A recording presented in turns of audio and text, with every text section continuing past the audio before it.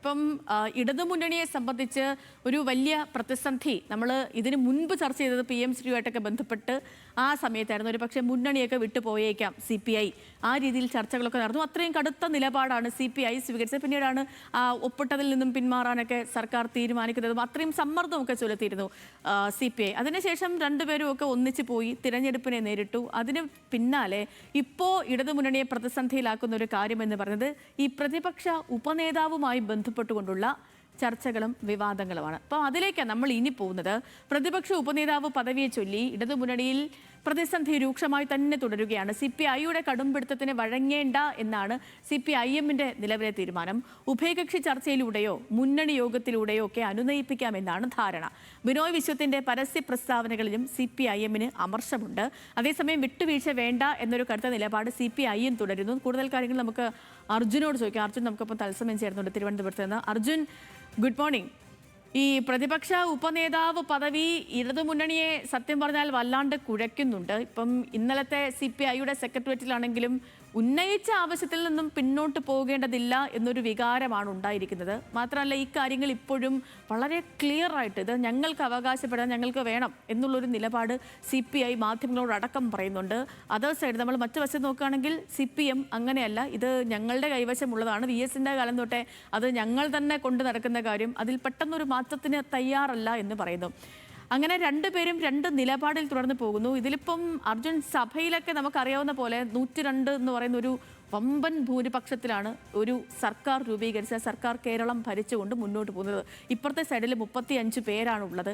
ഇതിലിപ്പം ഒരു കടുത്ത നിലപ്പം നമ്മൾ കടത്തി പറഞ്ഞാൽ ഒരു പക്ഷേ CPI മുന്നണി വിടും, അങ്ങനെയൊന്നും ഉണ്ടാകില്ലായിരിക്കും. പക്ഷേ ഒരു പ്രത്യേക ബ്ലോക്കായിട്ടൊക്കെ ഇരിക്കാൻ CPI തീരുമാനിക്കുകയാണെങ്കിൽ തന്നെ ഇടതുമുന്നണിയുടെ ബലം കുറയില്ലേ? അത് പാർട്ടിയെ, മുന്നണിയെ കൂടുതൽ പ്രതിസന്ധിയിലാക്കിയില്ലേ പല ഘട്ടങ്ങളിലും? ഇനിയിപ്പം സമരങ്ങളിലേക്കൊക്കെ പോകേണ്ട കാലമാണ് ഇടതുമുന്നണിയെ സംബന്ധിച്ചിടത്തോളം. അപ്പം ഈ ഒരു വിഷയത്തിൽ എത്രയും വേഗം ഒരു തീരുമാനം ഉണ്ടാക്കിയില്ലെങ്കിൽ അത് മുന്നണിയുടെ കെട്ടുറപ്പിനെ പോലും ബാധിക്കില്ലേ അർജുൻ?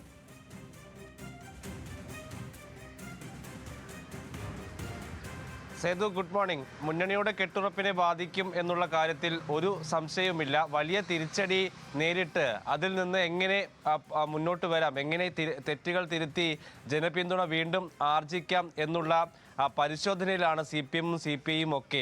അതിനിടയ്ക്കാണ് ഈ രീതിയിലുള്ള ഒരു അസാധാരണമായ പ്രതിസന്ധി ഇപ്പോൾ മുന്നണിയെ ബാധിച്ചിട്ടുള്ളത്. ഒരു തരത്തിലുള്ള വിട്ടുവീഴ്ചയ്ക്കും പോകേണ്ടതില്ല എന്ന നിലപാടിലേക്ക് CPIയും CPIMും എത്തിയിട്ടുണ്ട്. ഇന്നലെ CPIയുടെ സംസ്ഥാന സെക്രട്ടേറിയറ്റാണ് ചേർന്നത്. പ്രതിപക്ഷ ഉപനേതൃസ്ഥാനം ആ കാര്യത്തിൽ ഒരു തരത്തിലും പിന്നോട്ട് പോകേണ്ടതില്ല എന്ന കടുംപിടുത്തം തുടരാൻ തന്നെയാണ് CPI തീരുമാനിച്ചിട്ടുള്ളത്. ഇത് എങ്ങനെ പരിഹരിക്കും എന്നുള്ള കാര്യത്തിൽ ഇപ്പോൾ ഒരു തീരുമാനത്തിലേക്ക് CPIമിനും എത്താൻ കഴിഞ്ഞിട്ടില്ല. ഇനി എന്താണ് തീരുമാനം എന്നുള്ളത് CPIയും സ്വീകരിക്കട്ടെ എന്നുള്ളതാണ് ഇന്നലെ CPI സ്വീകരിച്ചിട്ടുള്ള നിലപാട്. ഇനി CPM കാര്യം പറയട്ടെ, എങ്ങനെയാണ് സമവായത്തിലേക്ക് എത്താം എന്നുള്ളത് CPIമിന് വിട്ടുകൊടുക്കുകയാണ് CPI ചെയ്തിട്ടുള്ളത്.